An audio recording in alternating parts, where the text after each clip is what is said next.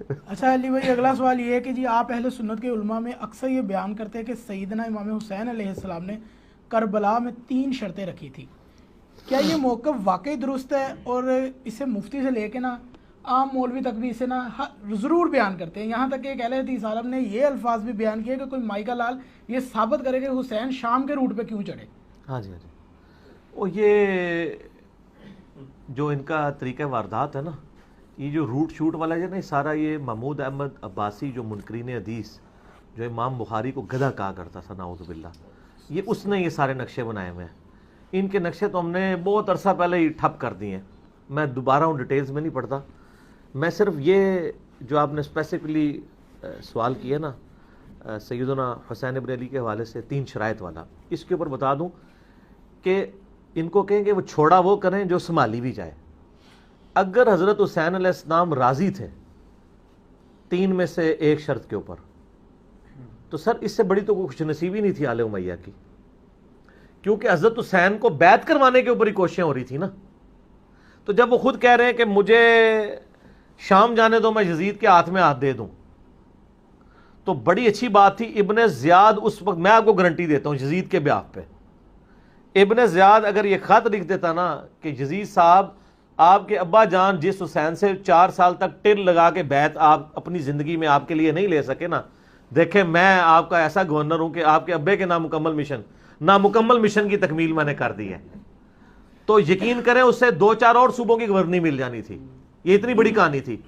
تو کہانی میں آپ دیکھا کریں کہ لوگ سمجھدار لوگ بھی ہیں جو چور کی لنگوٹی بھی پکڑ لیتے ہیں. یہاں تو آپ نے لنگوٹا ہی بہت بڑا چھوڑ دیا ہے. پہلی انہوں نے شرط لکھی کہ جو مجھے میں ہاتھ میں ہاتھ دوں، اگر وہاں نہیں جانے دیتے مجھے مدینہ شریف واپس جانے دو. وہ بھی بہت اچھا تھا. بھائی نعمان ابن بشیر کو رضی اللہ تعالیٰ عنہ کوفی کی گورنری سے یزید نے کیوں اٹھایا تھا؟ کیونکہ اس کو پتا چلا تھا کہ حضرت حسین ابن علی کو سلمان ابن سرد صحابی نے بلایا یہاں پہ، اور نعمان ابن بشیر حضرت حسین کا بڑا احترام کرتے تھے. وہ صحابی تھے، اگرچہ وہ حضرت معاویہ کی پارٹی میں تھے لیکن اہل بیت کا بھی احترام کرتے تھے. تو اس کو پتا تھا کہ اگر ان کے ہوتے ہوئے حضرت حسین آگے تو یہ تو مطلب میرے کہنے پہ ان کے ساتھ سخت رویہ نہیں کرے گا. اسی لیے اس کو اٹھا کے اپنے زیاد کو گورنر بنایا گیا تھا نا. ٹھیک ہے نا، کہ حضرت حسین کو ٹیکل کرنا ہے. تو اس سے تو اچھی بڑا بات تھی کہ حسین واپس ہی چلا جاتا. تو ابن زیاد یہ بھی کہہ سکتا تھا کہ سر دیکھیں میں نے اس کو کتنی شرط منوائی ہے، آپ نے مجھے گورنر لگایا تھا کہ حسین کے ساتھ میں دیکھو انہوں ایسا ڈرایا وہ واپس جا رہا جائے. تسی ڈرے سو، آپ ڈرے ہوئے تھے کہ وہ یہاں آ کے نعمان ابن بشیر بھی اس کے ساتھ لینیئنٹ ہوگا تو یہاں پہ وہ گڑبڑ کریں گے اور یعنی قیام پہ لوگوں کو آمادہ کریں گے، جس کو یہ خروج کہتے ہیں. تو میں نے دیکھے ان کو وہ کہہ رہے ہیں میں واپس بھی چلا جاتا ہوں، اور کیا چاہیے تھا. اور تیسری شرط مجھے کسی اسلامی مملکت کے یعنی وہ آپ سرحد پہ بھیج دیں، میں جا کے قتال کرتا ہوں. یہ کچھ بھی نہیں تھا. اس کے لیے تو آئے نہیں تھے، 20 بچوں کو ساتھ لے کے آئے تھے. ظاہر ہے کہ حضرت علی کے چاہنے والے تھے کوفہ میں. حضرت حسین علیہ السلام چاہتے تھے میں کچھ عرصہ وہاں پہ گزاروں، پھر وہاں سے پیسیولی ایک دعوت لانچ کروں، اور یعنی حکومت کے خلاف ظاہر ہے وہ قیام ہی کرنا چاہتے تھے. لڑائی کے لیے نہیں آئے تھے، ایک مین پاور تیار کرنے کے لیے آئے تھے. لڑائی کے لیے آتے تو وہ میدان جنگ والا ان کے ساتھ معاملات ہوتے. وہ تو بلکہ ان کے پاس جو آتے بھی تھے وہ کہتے تھے میں ایک مشکل راہ پہ جا رہا ہوں، دیکھ لو اگر تم نے چلنا ہے تو چلو، اور ادروائز پھر تم ابھی علیحدہ ہو جاؤ. تو یہ تینوں شرائط والی بات فی نفسی غلط ہے. اور یہ کتاب ہے انصاب الاشراف میں سے. انصاب الاشراف جو ہے وہ امام بلازری المتوفا 289 ہجری کی کتاب ہے، جو پہلے 300 سال کے محدثین میں سے ہیں. لیکن اس کتاب کی صحت کے اوپر اتفاق نہیں ہے. شیخ زبیر لزئی صاحب تو اپنی وفات سے پہلے اپنے رسالے میں اعلان برات کر گئے اس کتاب سے، کیونکہ ان کا موقف یہ تھا کہ اس کتاب کے اندر صرف آپ کو آل امیہ کو بچانے کے لیے روایتیں نہیں ملیں گی، بلکہ اس روایت میں تو حضرت معاویہ کو بچانا بھی مشکل ہو جائے گا. میں اصول برکت کے لیے آپ کو صرف ایک روایت بتا دیتا ہوں جو بلازری نے اپنی کتاب کے اندر لکھی ہوئی ہے، اور ایون مسند البزار میں بھی موجود ہے. ٹھیک ہے، کہ نبی علیہ السلام نے فرمایا، ایک صحابی کہتے ہیں کہ نبی علیہ السلام کے سامنے سے ایک اونٹ گزر رہا تھا، تو نبی علیہ السلام نے فرمایا اس اونٹ پر بیٹھے ہوئے پہ بھی لعنت، اس کے ہانکنے والے پہ بھی لعنت، اور اس کی مہار پکڑنے والے پہ بھی لعنت.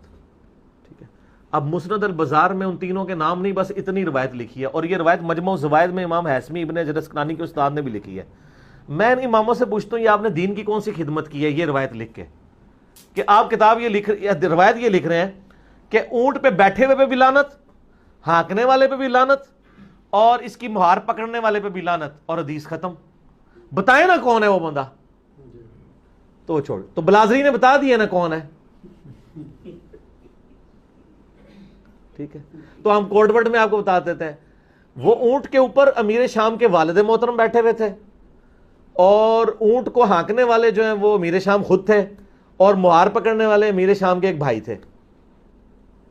تو یہ بلازری نے لکھا ہے، تو آپ ٹھیک لے لیں بلازری سے. یہ اور بھی بہت کچھ لکھا ہے اس نے. تو شیخ زبیر صاحب جو ہے نا پھر اس لیے کہتے تھے کہ اگر بلازری کی کتاب انصاب الاشراف سے اس طرح روایتیں لینا شروع کر دیں گے نا ہم، تو ہمیں پھر ابھی تک تو ہم کا دفاع صحابیت کی وجہ سے کر رہے ہیں، پھر معاملات کچھ اور نکلنے شروع ہو جائیں گے. ٹھیک ہے نا. تو وہ جو ایک رافضی بیٹھا ہوا ہے امریکہ کے اندر، کیا نام ہے اس کا؟ نہیں وہ نہیں، حسن اللہ یاری. ہاں، تو اس کی آپ ذرا ویڈیوز دیکھیں نا، وہ یہی ساری روایتیں بلازری سے ہی لا کے دکھا رہا ہے نا، اور وہ اہل سنت کے ائمہ کا مذاق اڑا رہا ہے نا.